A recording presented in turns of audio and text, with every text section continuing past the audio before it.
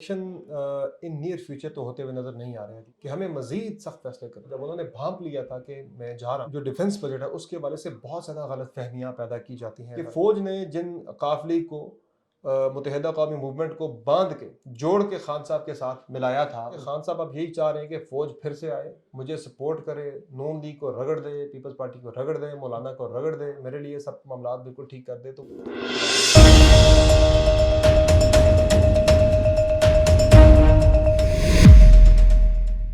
अस्सलामुअलैकुम। वजी अहमद आपकी खिदमत में हाजिर है और आप देख रहे हैं पॉलिटिक्स।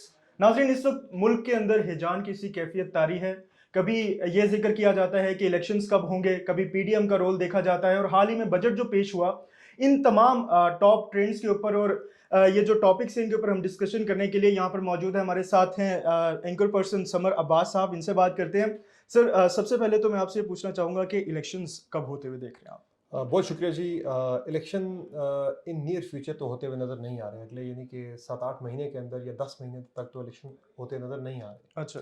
चूँकि पीएमएलएन की गवर्नमेंट जिस तरह से फैसले कर रही है, अभी आप देखें कि मिफ्ता इस्माइल साहब का कल का बयान उठा के देखें, 60 रुपये तक पेट्रोल महंगा कर चुके हैं, पेट्रोल डीजल 60 रुपये, बिजली की कीमतों में 8 रुपये मजीद फी यूनिट इजाफा कर चुके हैं, गैस की कीमतों में 45% तक का इजाफा कर चुके हैं। उसके बाद अब भी वो कह रहे हैं कि हमें मजीद सख्त फैसले करने हैं। ठीक है। अब अगर कोई इलेक्शन में जा रहा हो तो इस तरह के सख्त फैसले कोई नहीं करता। लेकिन सर, ये वाली तो जो इससे सिचुएशन है ये जी तो जी इमरान खान साहब ने बनाई थी ना उनके लिए कि हाँ, वो तो खान साहब एक इनके लिए जाल जी बिछाया था। वो जी। कहते थे वो ना समझ है, सियासत का पता नहीं है खान साहब को। तो जब उन्होंने भांप लिया था कि मैं जा रहा हूँ, हम्म तो खान साहब ने ये जाल इनके लिए बिछाया था और ये जाल में फंसे हुए बड़े बुरी तरह से। हम्म। इनके लिए कैच 22 सिचुएशन बन चुकी है। सही। अगर ये ना करते तो मुल्क दिवालिया खुदा ना खास्ता हो जाता। लेकिन सर, इमरान कर खान रहे हैं साहब अब जो फैसले कर रहे हैं ना, इसमें एक बड़ी सिंपल सी बात यह है कि इतने कड़े और इतने सख्त फैसले कोई तभी कर सकता है जब उसे पक्का यकीन हो कि अगले 8-10 महीने तक तो इंतखाबात नहीं होंगे। ठीक है। और नून लीग को भी, ये जो गवर्नमेंट है, इत्तेहादी हुकूमत है, इससे पक्की गारंटी दी गई है तारों की तरफ से कि फिल वक्त इंतखाबात नहीं होंगे। क्योंकि आपको याद है कि आज से 2 महीने पहले तक तो शहबाज शरीफ साहब और सॉरी 1 महीना पहले तक तो शहबाज शरीफ साहब और शाहिद हक्कान अब्बासी साहब वो कहते थे कि हमें गारंटीज चाहिए इदारों की तरफ से कि अगर हमें हटा ना दिया जाए अगले चंद महीनों में, हम्म तो फिर हम ये मुश्किल फैसले कर सकते हैं, पेट्रोल डीजल वाले, बाकी बिजली वाले। हम्म। तो अब उन्हें गारंटी मिल चुकी है।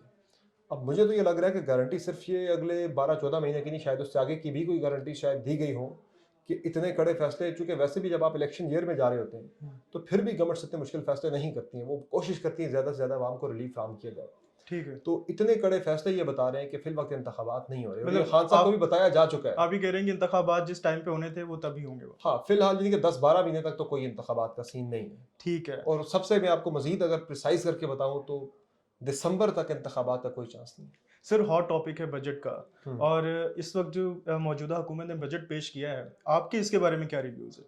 देखें, बजट के बारे में मैं ये कहूँगा कि जब भी कोई पॉलिटिकल गवर्नमेंट 5 साल के लिए मुंतखब होकर आती है तो उसके पहले साल का बजट और होता है, 5वें साल का बजट और होता है।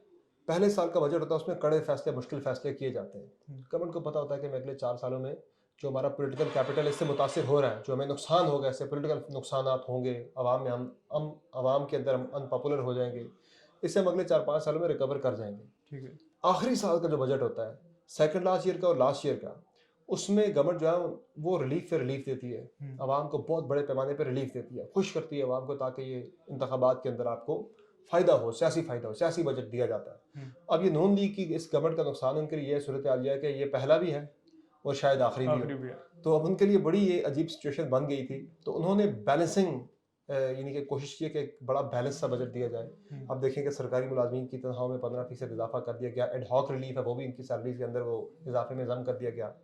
फिर पेंशनर्स को 5% इजाफा दिया गया, और जो टैक्स पेयर्स हैं जिनकी लाख रुपए तक की सैलरी है उनको टैक्स से मुस्तस्ना कर दिया, सिर्फ 100 रुपये टैक्स है उनका, जिनका 6 से 12 लाख के दरमियान जो सालाना कमाते हैं। तो इस तरह के जो रिलीफ दिए हैं, कोशिश की गवर्नमेंट ने कहीं ना कहीं रिलीफ देने की। ठीक है। लेकिन जो अपर एंड है, यानी कि अपर मिडिल क्लास हो गई या उससे ऊपर के जो लोग हैं, उन्हें थोड़ा गवर्नमेंट ने ज़्यादा उन पर बोझ ज़्यादा डाला है। ठीक है। और कुछ मुश्किल फैसले भी किए हैं, जिस तरह बिजली, गैस, पेट्रोल, ये चीज़ें सारी की कीमतें बढ़ाना, महंगाई अभी मजीद बढ़ेगी। ये नहीं कि महंगाई यहाँ पे रुकनी है। अभी पेट्रोल इस वक्त आज जब हम बात कर रहे हैं तो पेट्रोल की कीमतें तकरीबन यानी कि 209-210 रुपये चल रही है। ये मैं आपको बता रहा हूँ, आज के जो फैसले बजट के अंदर हुए हैं, ₹850 की पेट्रोलियम डेवलपमेंट लेवी, ₹750 का टारगेट रखा गया है 1 साल के लिए। हम्म, उसकी लिमिट जो है वो ₹30 से बढ़ा के ₹50 कर दी जाएगी। अब लेवी सादा अल्फाज में अगर समझाया जाए तो ये एक सरचार्ज होता है जो हुकूमत वसूल करती है आपसे पेट्रोल के इस्तेमाल पे। आप अगर 1 लीटर इस्तेमाल कर रहे हैं पेट्रोल, तो उसके ऊपर पहले जो लिमिट थी हुकूमत ₹30 ज़्यादा से ज़्यादा सरचार्ज ले सकती थी। हम्म, अब वो लिमिट बढ़ा के ₹50 कर दी गई है। ठीक है। तो यानी हुकूमत 1 लीटर पे ₹50 तक का आपसे लेवी ले सकती है, और वो ठीक है। लेवी गवर्नमेंट ने लेनी है। हम्म, आपने जो टैक्सेस का आपने जो रखा है, आपने जो इकट्ठे करने हैं आने वाले साल में 7,000 अरब के आपने टैक्सेस इकट्ठे करने हैं, तो वो ज़ाहिर है आपने जीएसटी पेट्रोल के ऊपर भी लेना है, आपने लेवी भी लेनी है, तब जाके आपका ये जो टारगेट है वो पूरा होगा। तो इसलिए जो मुझे ये लग रहा है कि पेट्रोल आने वाले चंद दिनों के अंदर तो ये चला जाएगा, 1 हफ्ते के अंदर अंदर हम्म। 240-250 रुपये पे चला जाना है। और अगर इन्होंने लेवी और जीएसटी भी लेना शुरू कर दिया तो भाईजान ये 300 रुपये पे जाएगा। सर, अवाम का ये मानना है कि जो टैक्स कलेक्शन है वो इमरान खान साहब बेहतर करते थे निस्बतन इनकी ये जो पीडीएम है, जितनी भी हमारी पुरानी जमातें हैं। आपके इसके बारे में क्या कहना है? टैक्स कलेक्शन तो 6,000 अरब किए इकट्ठे इन्होंने, हम्म, तो वो तो टैक्स कलेक्शन तो वैसे ही है जैसे खान साहब कर रहे थे, वो भी ये भी वही कर रहे हैं। लेकिन एक चीज़ जो करते हैं, जो खान साहब भी कर रहे थे ये भी कर रहे हैं, वो एग्जिस्टिंग जो टैक्स पेयर्स हैं, बहुत थोड़े से लोग 1-2% है, उनके ऊपर ही बार बार जो बोझ डाला जाता है ना, वो बड़ी जाती है। अब मैं सैलरीड बंदा हूँ, मेरी सैलरी पे एट सोर्स टैक्स कट के मुझे सैलरी मिलती है। इस तरह के जो दीगर मुलाजमीन है, बाकी लोग हैं, जो टैक्स नेट में यहाँ पे जैसी गर्दन आ गई ना, उसकी खैर नहीं है। सर। तो हालांकि जो बाहर की दुनिया है, जो वेस्ट है, जो डेवलप्ड कंट्रीज़ है, वहाँ पे टैक्स पेयर को ज़्यादा से ज़्यादा मराहत दी जाती उसको है, लोगों रिलीफ को मिलता है। इनकरेज किया जाता है कि वो बिल्कुल। टैक्स नेट में आए। यहाँ ठीक। पे तो टैक्स नेट में जो आ गया उसकी सही गर्दन मरोड़ी जाती है उसकी। तो होना ये चाहिए कि इन्हें टैक्स की जो चोरी है वो रोकनी चाहिए। अभी गवर्नमेंट ने कहा 3,000 अरब का टैक्स चोरी होता है। हम्म, 7,000 हमारा टारगेट है, नहीं समझे आधा टैक्स जो है, जितना 7,000 टारगेट है 6,000 इकट्ठा कर लेंगे, तो यानी उस जो इकट्ठा करेंगे उस हिसाब से तो 3,000 यानी उसका आधा टैक्स चोरी हो रहा है। ठीक है। वो टैक्स की चोरी भी आपने रोकनी है। फिर एनएफसी में हम जो है जो कमाते हैं उसमें उसका जो है ना 52-53% से ज़्यादा हम उठा के सूबों को दे देते हैं। सूबे जो है वो टैक्स कलेक्शन में उनका इतना हाथ भी इनका नहीं है, डेवलपमेंट इतनी हाथ वो नहीं करते। इवन कोविड में जो है वैक्सीन तक फेडरल गवर्नमेंट परचेज करके सूबों को दे रही थी। हम्म, तो उन्हें भी कुछ कंट्रीब्यूट करना पड़ेगा, सूबों को भी हाथ पैर मारने होंगे। सही। तो टैक्स का सिस्टम हमें बेहतर करना है, हमें टैक्स नेट के अंदर ज़्यादा से ज़्यादा लोगों को लेकर आना है, ना ठीक। कि एग्जिस्टिंग टैक्स पेयर्स के ऊपर ही आप सारा बोझ डालते जाओ। ठीक है सर, ये दूसरा डिफेंस बजट के ऊपर बहुत ज़्यादा आजकल चर्चे हो रहे हैं और ये कहा जा रहा है कि फ़ौज जो है वो एक एक तरफ रुपए की कदर में कमी हो गई है, दूसरी तरफ फ़ौज जो है वो अपना डिफेंस बजट ज़्यादा से ज़्यादा किए जा रही है। तो आपका इसके ऊपर क्या मतलब व्यू है? देखिए, इस पे बहुत ज़्यादा जो डिफेंस बजट है उसके हवाले से बहुत ज़्यादा गलतफ़हमियाँ पैदा की जाती हैं, गलतफ़हमियाँ फैलाई जाती हैं। जो डिफेंस बजट है हमारे, वो जीडीपी का 2% है, और टोटल बजट का हमारे 16% है। 16%। तो 16% जो है, आप अगर पाकिस्तान के और भारत के बजट, क्योंकि हमारे इस वक्त देखिए हम 2 महाज़ों पे हमारी फ़ौज जंग लड़ रही है। एक हम ईस्टर्न बॉर्डर पे इंडिया के साथ हम एंगेज्ड है, वेस्टर्न बॉर्डर पे हमारी जो हमें जो ख़तरात हैं अफ़गानिस्तान की तरफ से, जो कलदम टीटीपी की जानिब से, और बाकी जो दहशतगर्दों की तरफ से जो ख़तरात हैं, हम 2 जगहों पे जंग लड़ रहे हैं। फिर इंटरनली भी आपके जो मुख्तलिफ ऑपरेशंस आपके चल रहे होते हैं, आपके कॉमिंग ऑपरेशंस हो गए, आपके इंटेलिजेंस बेस्ड ऑपरेशंस हो गए, वो भी आप इंटरनली चला रहे होते हैं। फिर कोविड के साथ भी आपने फ़ौज ने बड़ा कलीदी रोल प्ले किया कोविड के अंदर भी। फिर जो लोकस्ट आ गया था आपके मुल्क में, जो टिड्डी दल आ गया था, उससे लड़ने में भी आपकी फ़ौज ने कलीदी किरदार अदा किया था। तो आप जब कंपैरिजन करते हैं इंडिया के साथ, हमारा जो बजट है उससे इंडिया का बजट जो है वो 7 गुना ज़्यादा है। पाकिस्तान से हमारे जो कन्वेंशनल हमारा जो दुश्मन है उसका बजट 7 गुना ज़्यादा है। ऐसे। दुनिया का दूसरा बड़ा असलहे का इम्पोर्टर जो है, ख़रीदार है, वो इंडिया है इस वक्त। हम्म, तो उसमें यानी उससे 7 गुना हमारा बजट कम है। फिर भी पाकिस्तान के अंदर लोग जो है वो शोर मचा रहे हैं कि फ़ौज का बजट बहुत ज़्यादा है। 16% कुछ भी नहीं है, हम्म, जो ज़िम्मेदारियाँ आपने फ़ौज के ऊपर डाली हुई है। ठीक। तो लॉ एंड ऑर्डर आपने ठीक करना है यहाँ मुल्क के अंदर, उसके लिए भी आपको फ़ौज बुलानी पड़ जाती है। अभी छोटी सी मिसाल है, ये लॉन्ग मार्च अभी हो रहा था खान साहब का, ये इससे पहले भी जो हुई, ज़रा सी बात आपको इस्लामाबाद में रेड जोन खतरे में नजर आता, आप फौज को आर्टिकल 245 के तहत आप फौज को बुला लेते हैं। ठीक है। अपने हर जगह पे तो उन्हें एंगेज किया हुआ है, हम्म, तो फिर उस हिसाब से बजट भी मिलना चाहिए। ठीक है। मेरे हिसाब से अभी भी जो इस वक्त जो चैलेंजेस हैं हमारे मुल्क को दरपेश हैं, उस हवाले से फ़ौज का बजट कम है, इससे ठीक। ज़्यादा होना चाहिए। लेकिन मौजूदा जो हालात हैं इसके अंदर फ़ौज ने कोई इजाफा नहीं लिया बजट के अंदर। अच्छा सर, सिर्फ वो फौजी। 6% जो इन्फ्लेशन के हिसाब से जो थोड़ा सा उन्होंने इंक्रीज़ किया है, जो मैच किया है, तो बजट वही है जो पिछले साल फ़ौज ले रही थी, वही इस साल ले रही है। ठीक है सर, फौज चूंकि मौजूद बहस है, तो आप ये बता दीजिए कि इमरान खान साहब जो अभी मुसलसल रिक्वेस्ट कर रहे हैं कि न्यूट्रल जो है वो ना रहें, तो आपके इसके बारे में क्या कहना है? देखिए, खान साहब चाह ये रहे हैं कि फ़ौज आए, और जिस तरह से 2018 में ये की बात किसी से ढकी छुपी नहीं है कि 2018 के इंतखाबात में फ़ौज की तरफ से खान साहब को सपोर्ट किया गया था। आरटीएस का बैठना, खान साहब का जीतना, ऐसा माहौल पैदा किया गया था, नून लीग के ख़िलाफ़ केसेस, बाकी चीज़ें, लेवल प्लेइंग फील्ड नहीं मिली थी बाकी पॉलिटिकल पार्टीज़ को तहरीक इंसाफ के लिए। बहुत कंड्यूसिव एनवायरनमेंट जो है वो इस्टेब्लिशमेंट की तरफ से पैदा किया गया था। खान साहब कह रहे हैं मुझे वही माहौल दोबारा दिया जाए। खान साहब वो चाह रहे हैं कि दोबारा मुझे सब कुछ वही उसी तरह का मेरे मामलात हों, मुझे उसी तरह से पैम्पर किया जाए फ़ौज की तरफ से, तो अब वो नहीं हो सकता। लेकिन फौज क्यों नहीं कर रही है ऐसे? सर फ़ौज क्यों नहीं कर रही, इसकी तो बहुत सारी वजूहात हैं। एक तो आपने देखा कि नवंबर में जब डीजीआईएसआई की अपॉइंटमेंट हो रही थी, अक्टूबर नवंबर में, उसमें खान साहब ने इतना ज़्यादा उस मामले को कंट्रोवर्शियल बना दिया, 1 महीने तक डीजीआईएसआई का नोटिफिकेशन रोके रखा। फिर फौज ये भी कहती है खान साहब हमारी बात ही नहीं मानते। बहुत से अहम डिसीजंस होते हैं जिनमें गवर्नमेंट ने, सिविलियन गवर्नमेंट ने और इस्टेब्लिशमेंट ने मिल के फैसले करने होते हैं। वहाँ पे वो कहते हैं हमसे खान साहब पूछते ही नहीं थे। फिर वो कहते हैं हमने कई मशवरे दिए खान साहब को, खान साहब हमारे मशवरे नहीं मानते थे। और एंड पे आके खान साहब ने सारा यूएस वाला मामला डाल दिया। असल में तो शेख रशीद साहब मानते हैं, बाकी उनके फवाद चौधरी साहब मानते हैं कि फ़ौज के साथ इख्तलाफात की वजह से हम गए, और इख्तलाफात में फ़ौज ने किया क्या, सारे रजीम चेंज ऑपरेशन के अंदर फ़ौज का क्या किरदार था कि फ़ौज ने जिन काफिले को मुत्तहिदा कौमी मूवमेंट को बांध के जोड़ के खान साहब के साथ मिलाया था, उनकी हुकूमत बनाई थी, चूँकि उनके पास नंबर पूरे नहीं थे, हुकूमत बना के दी थी। तो वो खान साहब कह रहे हैं फ़ौज दोबारा आई, और मुझे यानी कि उस वक्त खान साहब का गिरा ये था कि फ़ौज ने मुझे वो बचाया क्यों नहीं है जब मेरे खिलाफ ये तहरीक आ गई थी। बात यह है कि छोटा सा एक एक्ट भी पास करना होता था ना खान साहब ने कानून साजी के लिए, उसके लिए भी फ़ौज की मदद दरकार होती थी, छोटे छोटे कामों के लिए। तो इतना तो एक बतौर प्राइम मिनिस्टर खान साहब को इतना खुद भी कर लेना चाहिए था। वो परवेज़ इलाही साहब का नेपियां बदलने वाला जो बयान था वो ज़्यादा हार्श हो गया था, लेकिन मैं इसे सादा अगर अल्फाज में कहूँ तो यानी कि एक छोटा सा एक्ट पास करने के लिए भी खान साहब को मदद दरकार होती थी। इतनी डिपेंडेंसी नहीं होनी चाहिए थी। खुद भी खान साहब को पॉलिटिकल हैंडलिंग देखनी चाहिए थी अपनी। जहांगीर तरीन जो थे पॉलिटिकल थिंक टैंक था पीटीआई का, उसे निकाल दिया पार्टी से। बहरहाल इतना मैं कहूँगा कि खान साहब अब यही चाह रहे हैं कि फ़ौज फिर से आए, मुझे सपोर्ट करे, नून लीग को रगड़ दे, पीपल्स पार्टी को रगड़ दे, मौलाना को रगड़ दे, मेरे लिए सब मामला बिल्कुल ठीक कर दे, तो वो हो नहीं सकता। इस वक्त फ़ौज कह रही है कि हम ऐसा कोई मामला नहीं करेंगे। देखिए ना, फ़ौज तो न्यूट्रल हुई है ना, यानी काफ लीग को कहा हुआ था कि आपने रहना है खान साहब के साथ, पाबंद किया हुआ था। एमकेएम को पाबंद किया हुआ था कि आपने रहना है खान साहब के साथ, बाप को पाबंद किया हुआ था कि आपने रहना है खान साहब के साथ, क्योंकि गवर्नमेंट चलानी है। फ़ौज पीछे हट गई, फ़ौज ने कहना छोड़ दिया। उन्होंने जब ये अदम एतमाद का मामला जब शुरू हुआ तो वो पूछते रह गए फ़ौज से हमने क्या करना, उन्होंने कोई डायरेक्शन नहीं दी। जिसका आप छोटी सी मिसाल ये देखें, काफ लीग जो है, किसको नहीं पता कि ये फ़ौज के साथ अलाइड पार्टी है। सबको पता ना कि फ़ौज की फेवरेट पार्टी थी। तो काफ लीग में क्या हुआ, अगर कोई डायरेक्शन होती फ़ौज की तरफ से कि आपने किसकी तरफ खड़े होना है, तो काफ लीग आज तकसीम का शिकार ना होती। फिर पूरी काफ लीग जाती खान साहब के साथ जाती, या पूरी काफ लीग जो है वो जाती अपोजिशन के साथ उस वक्त की। लेकिन सर तो अभी जो ये इमरान खान साहब जिस तरह इनका social media wing Bajwa trader और इस तरह के ये ट्रेंड्स गलत चला कर रहे हैं, ये सब कुछ गलत कर, कर गलत लेकिन इस तरह तो फिर फौज को नहीं लेकिन बना ये जो सकते। ट्रेंड है, ये जो ट्रेंड अभी बाजवा ट्रेडर वाला चला है, ये मैं आपको बता रहा हूँ, मेरी इन्फॉर्मेशन जो है, ये ट्रेंड बाहर से किसी ने चलाया है। ये ट्रेंड पाकिस्तान के अंदर मतलब से ये नहीं शुरू पीटीआई हुआ। वाले नहीं कर, हाँ, ये पीटीआई ने लेकिन वो शुरू किया, डीपी जो ये लगी शुरू होती है पीटीआई ट्विटर ने के नहीं किया, ऊपर। नहीं मैं आपको बताता हूँ, ये ट्रेंड शुरू कुछ लोगों ने किया है, बाहर से किया है, आउट ऑफ द कंट्री, ये बाहर से एक ट्रेंड शुरू हुआ है।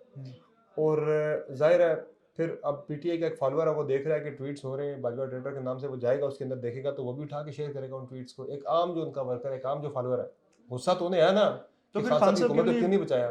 टीवी पे आके क्यों नहीं कह देते कि भाई आप लोग इस तरह की ट्वीट्स ना करें? एंजॉय कर रहे हैं वो भी इस चीज़ को एंजॉय कर रहे हैं। गुस्सा तो इस- उनके अंदर भी है इस ना, वो तरह तो एक्सप्रेस नहीं कर सकते इस तरह तो फौज को नहीं मना खुल के सके। एक्सप्रेस नहीं कर सकते। मुश्किल है भाई। देखें, इस वक्त आप देखें मौजूदा तनाजुर में जो मौजूदा हालात हैं, उसमें तो खान साहब के लिए मुमकिन नज़र नहीं आ रहा कि वो फ़ौज के साथ उनका कोई पैचअप हो सके, क्योंकि वो लिमिट्स जो थी ना, हर जगह लिमिट्स होती हैं, वो लिमिट्स खान साहब क्रॉस कर चुके हैं। अब फ़ौज की तरफ से भी मेरे नज़र में एक बड़ा स्ट्रॉन्ग किस्म का एक अब रद्द-ए-अमल आपको नज़र आएगा आने वाले दिनों में। जो बंदा भी फ़ौज को, फ़ौजी क़यादत को रिडिक्यूल करने की कोशिश करेगा, उसके ख़िलाफ़ बड़ी सख्ती से निपटा जाएगा। अब आपने देखा कि कुछ रिटायर्ड फ़ौजी जो अपनी क़यादत के ख़िलाफ़, जो अस्करी क़यादत के ख़िलाफ़ बयानात देते थे, बड़े सख्त किस्म के, बड़े उनके ख़िलाफ़ बहुत ज़्यादा सख्त ज़ुबान इस्तेमाल करते थे। आप देखिए उनकी पेंशनें बंद हो गई। फ़ौज के अंदर एक डिसिप्लिन है, उनका कानून है, उनका एक्ट है, उसके अंदर ये लिखा है कि जो इस तरह की चीज़ें करेगा, हरकत करेगा, तो वहाँ रेड लाइन्स पहले से ड्रॉ की हुई हैं फ़ौज ने। फ़ौज का डिसिप्लिन है। तो हर बंदा उठ के चीफ के खिलाफ अगर बातें करना शुरू कर दे, चीफ जो है, it's not general Bajwa, general Bajwa important नहीं है, chief of the army staff, फौज की जो हाई कमांड है वो मैटर करती ओहदा है। मैटर। आज अगर बाजवा साहब जो हैं वो इनके आगे सर झुका देते हैं, अगर चीज़ें मान लेते हैं, तो कल को आने वाला कोई भी चीफ होगा उसके साथ भी यही होगा। तो फौज का डिसिप्लिन जो है ना, फौज हमारी कायम ही डिसिप्लिन के ऊपर कायम है, जी। और फौजें चलती डिसिप्लिन के ऊपर ही चलती हैं। हम्म, अगर डिसिप्लिन आपका कॉम्प्रोमाइज़ अगर हो जाए, तो फिर उस इदारे का चलना, उसकी जो यानी उस इदारे के अंदर बका जो है उसकी, वो फिर बड़ी मुश्किल हो जाती है, उसका सर्वाइवल बड़ा मुश्किल हो जाता है। वो बड़ा कॉम्प्रोमाइज़ होता है, बड़ा सेक्रीफाइस होता है। तो इसलिए फ़ौज में डिसिप्लिन पे आपको पता है कॉम्प्रोमाइज़ नहीं होता। तो जो रिटायर्ड लोग जो हैं वो कर रहे थे, बयानात दे रहे थे क़यादत के ख़िलाफ़, तो उनको तो सबक सिखा दिया गया है। तो और लोग जो जिस जगह से भी करेंगे आने वाले दिनों में, आप देखिएगा कि उनको बहुत स्ट्रॉन्ग रिएक्शन, उन्हें बड़ा स्ट्रॉन्ग उन्हें वहाँ से दिया जाएगा। अच्छा सर, जो पीडीएम है खासतौर पे नून लीग जो है, उन वो अभी हुकूमत में जो आए हैं, आपको लगता है कि उनका ये फैसला बेहतर था या गलत था? और दूसरी चीज़ ये कि इमरान खान साहब ने जो उनके लिए जाल बिछाया, तो उनको भी अंदाज़ा हो गया था कि वो क्या कर रहे हैं, तो वो क्यों ना इमरान खान साहब को एक टाइम देते, वो उसी जाल में खुद ही फंस के जो है वो मतलब ख़त्म हो जाता सब। देखिए, ये बड़ी ट्रिकी सिचुएशन थी। तमाम जो अपोजिशन की जमातें थीं खान साहब की हुकूमत के दौरान, उनके लिए बड़ी ट्रिकी सिचुएशन बन गई थी। अगर वो खान साहब को रहने देते इक़्तिदार में, देखिए आइडियली तो ये सबसे, देखिए मेरी अगर ज़ाती राय अगर आप पूछें ना, तो मेरी ज़ाती राय ये है कि किसी भी हुकूमत को, कोई भी हुकूमत है, उसको 5 साल पूरे करने देने चाहिए, ताकि 5 साल के बाद वो गवर्नमेंट जो है, वो पार्टी जो है, वो आवाम के सामने पूरी तरह से अकाउंटेबल हो। तो जब आप ये करते हैं कि 3 साल बाद, 3.5 साल बाद आप प्रीमेच्योरली गवर्नमेंट को हटा देते हैं, इक़्तिदार से निकाल देते हैं बाहर, उसमें होता ये है कि वो पार्टी जो है वो प्रॉपर तरीके से आवाम में अकाउंटेबल नहीं हो पाती, क्योंकि वो फिर विक्टिम कार्ड खेलते हैं, वो सियासी शहीद बन जाते हैं, तो आवाम के सामने उनकी जो जवाबदेही होना होती है वो नहीं हो पाती। अब ये जो भी खान साहब की पिछली पॉलिसीज़ थी, आज जो फैसले नून लीग को करने पड़ रहे हैं, पीटीआई इक़्तिदार में होती तो पीटीआई कर रही होती, इलेक्शन में जाती पीटीआई फुली अकाउंटेबल होती। अब हुआ ये कि प्रीमेच्योरली आपने 3.5 साल बाद खान साहब को निकाल दिया, अब वो विक्टिम कार्ड खेल के साइड पे हो गए, और वो फिर से अब एक तगड़े होकर इलेक्शन में फिर से वापस आएंगे। शायद 5 साल पूरा करते तो उनकी ये सूरत हाल ना होती, इतने पॉपुलर ना होते, वो बड़े अनपॉपुलर होकर शायद इक़्तिदार से बाहर जा रहे होते। तो नून लीग के ये चीज़ नून लीग को भी नजर आ रही थी कि इन्हें टेन्योर मुकम्मल करने देना चाहिए, लेकिन जो सबसे बड़ा मसला था वो था नवंबर की अहम अपॉइंटमेंट का, जो नए अगले आर्मी चीफ का तकर्रर जो करना है, वो किसी सूरत में भी पीपल्स पार्टी, नून लीग, पर्टिकुलरली नून लीग की मैं बात करूंगा, वो अफोर्ड नहीं कर सकते थे कि जिस शख्स को खान साहब लगाना चाह रहे, जनरल फैज़ मीर साहब को लगाना चाह रहे थे खान साहब, ये बात किसी से ढकी छुपी नहीं है। तो नून लीग को ये लग रहा था, पीपल्स पार्टी को ये लग रहा था कि अगर फैज़ मीर साहब बन जाते आर्मी चीफ अगले, तो फिर तो किसी सूरत में भी हमारा आना नामुमकिन है। उन्होंने तो खान साहब को ही सपोर्ट करना, ये एजम्पशन थी उनकी। तो उस एजम्पशन पे उन्होंने पूरा एक प्लान किया, इदारे की जो कमांड थी उसे कन्विंस किया इस बात पे कि आपने न्यूट्रल रहना, अगर आप बीच में इस मामले में ना आए, ठीक है, वो न्यूट्रल हो गए, तो उन्होंने आराम से खान साहब को उठा के साइड पे कर दिया, ठीक है। तो ये सारा जो मामला है, ये सारे का सारा नवंबर की अहम तकर्री के लिए किया गया था कि उससे खान साहब को रोका जाए। आर्मी चीफ खान साहब ना लगाए, हम आके लगा रहे हैं। खान साहब को अगले आर्मी चीफ की तकर्री से रोकना सारे रजीम चेंज ऑपरेशन का अहम और क्लीदी इसका जो पर्पस था वो ये था। अच्छा सर, फॉरेन फंडिंग केस जो है, आपको लगता है इमरान खान साहब इसमें फंस जाएंगे? मुझे नहीं लगता कि खान साहब के जैसे कोई बहुत ज़्यादा ऐसे कोई एडवर्स इसके कोई असरात होंगे, चूँकि देखें लोग इसमें जो कोट करते हैं ना, वो जो पार्टी लीडर का जो बयान हल्फी लगता है फॉरेन फंडिंग केस में, कि जी जो पार्टी के सासाजात की जो तफसीलात दी गई हैं, जमा करवाई गई हैं इलेक्शन कमीशन में, वो दुरुस्त है। तो बयान हल्फी अगर आपका गलत हो जाता है तो आप सादिक और अमीन नहीं रहते, और फिर उस पर आप पे 61 अखलाक आप तायात नायल हो जाते हैं, या आपकी पार्टी बैन हो जाती है। पार्टी की हद तक शायद कुछ जुर्माना वगैरह मेरे ख्याल से हो जाए।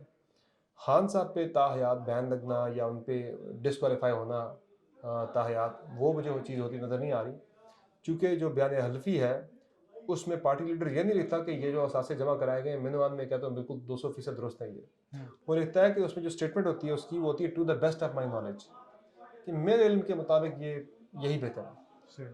उसने बिल्कुल ये नहीं कहा कि मैं जनाब पूरा जो है ना मैंने तस्लीम करता हूँ कि ये 200% दुरुस्त या 100% दुरुस्त है। उसने वो हल्फ नहीं लिया हुआ, उसने सिर्फ ये कहा कि to the best of my knowledge ये जो जमा कराई गई तफसीलात ये ठीक है, उसमें गलती भी हो सकती है। To the best of knowledge किसी का गलत भी हो सकता है, इन्फॉर्मेशन गलत भी हो सकती है, तो उसमें मार्जिन होता है। तो मेरे ख्याल से वो ऐसी कोई एडवर्स चीज़ होगी नहीं, अनलेस अगर इलेक्शन कमीशन के खान साहब के मामला इतने अच्छे नहीं हैं, वो चाहे वो कुछ भी कर सकते हैं।